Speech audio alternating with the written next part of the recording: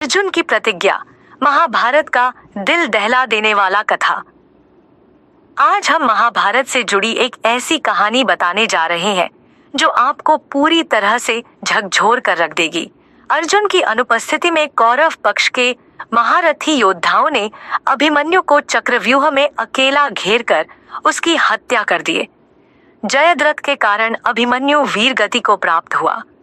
शोक और क्रोध से भरे अर्जुन ने प्रतिज्ञा ली, यदि मैं सूर्यास्त से पहले जयद्रथ का वध न कर पाया तो अग्नि में प्रवेश कर प्राण त्याग दूंगा। लेकिन समस्या यह थी कि जयद्रथ की रक्षा के लिए कौरव सेना ने अभेद्य व्यूह रच दिया था और द्रोणाचार्य जैसे महायोद्धा उसके पहरेदार थे। सूर्य अस्त होने की ओर बढ़ रहा था और समय अर्जुन के हाथ से फिसलता जा रहा था। तो आइए इस कहानी को विस्तार से जानते हैं। इस पूरी कहानी को जानने के लिए वीडियो में अंत तक जरूर बने रहिएगा और कमेंट में बताइएगा कि यह कहानी आपको कैसी लगी। साथ ही मेरे चैनल को सब्सक्राइब और वीडियो को लाइक कीजिएगा। महाभारत का भयंकर युद्ध चल रहा था। लड़ते लड़ते अर्जुन रणक्षेत्र से दूर चले गए थे। अर्जुन की अनुपस्थिति में पांडवों को पराजित करने के लिए द्रोणाचार्य ने चक्रव्यूह की रचना की। अर्जुन पुत्र अभिमन्यु चक्रव्यूह भेदने के लिए उसमें घुस गया।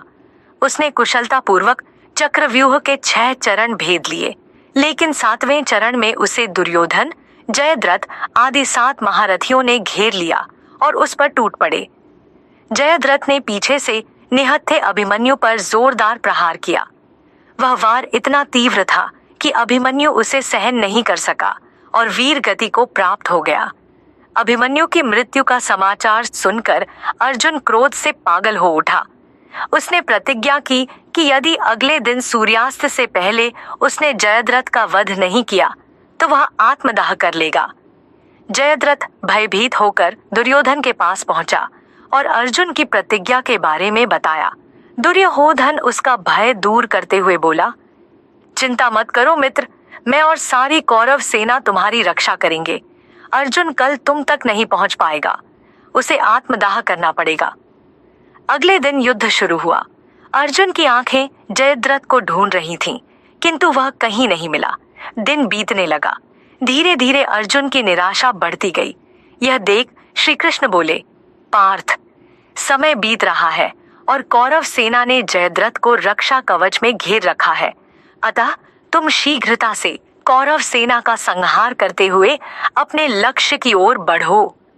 यह सुनकर अर्जुन का उत्साह बढ़ा और वह जोश से लड़ने लगे, लेकिन जयद्रथ तक पहुंचना मुश्किल था। संध्या होने वाली थी। तब श्री कृष्ण ने अपनी माया फैला दी। इसके फलस्वरूप सूर्य बादलों में छिप गया और संध्या का भ्रम उत्पन्न हो गया। संध्या हो गई है और अब अर्जुन को प्रतिज्ञावश आत्मदाह करना होगा। यह सोचकर जयद्रथ और दुर्योधन खुशी से उछल पड़े। अर्जुन को आत्मदाह करते देखने के लिए जयद्रथ कौरव सेना के आगे आकर अट्टहास करने लगा। जयद्रथ को देखकर श्री कृष्ण बोले, पार्थ, तुम्हारा शत्रु तुम्हारे सामने खड़ा है। उठाओ अपना गांडीव और वध कर दो इसका। वह देखो अभी सूर्यास्त नहीं हुआ है। यह कहकर उन्होंने अपनी माया समेट ली। देखते ही देखते सूर्य बादलों से निकल आया। सबकी दृष्टि आसमान की ओर उठ गई। सूर्य अभी भी चमक रहा था। यह देख जयद्रथ और दुर्योधन के पैरों तले जमीन खिसक गई। जयद्रथ भागने को हुआ, लेकिन तब तक अर्जुन ने अपना गांडीव उठा लिया था।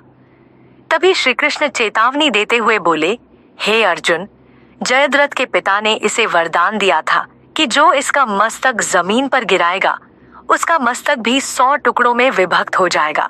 इसलिए यदि इसका सिर जमीन पर गिरा तो तुम्हारे सिर के भी 100 टुकड़े हो जाएंगे।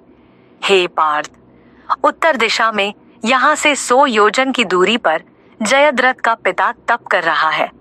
तुम इसका मस्तक ऐसे काटो कि वह इसके पिता की गोद में जाकर गिरे।